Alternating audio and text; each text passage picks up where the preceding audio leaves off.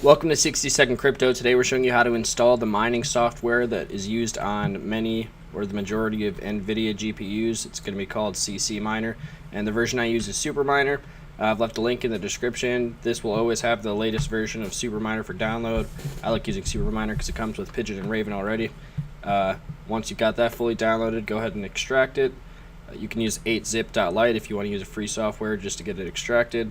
Click extract all, create a new folder where you want to extract the Ccminer to, and then whenever that's done, open it up, enter the deepest subfolder, and you'll find a few files ready to go. You can hit edit at either of these. It's going to open it up in Notepad, and then you can start customizing your mining files.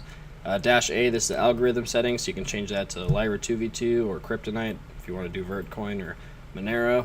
And whenever you save a file, make sure you type .bat at the end to save it as a batch file, and it will run Ccminer automatically so long as you saved it in the original folder which you installed Suprminer into. Hit subscribe and watch out for new coin mining tutorial videos.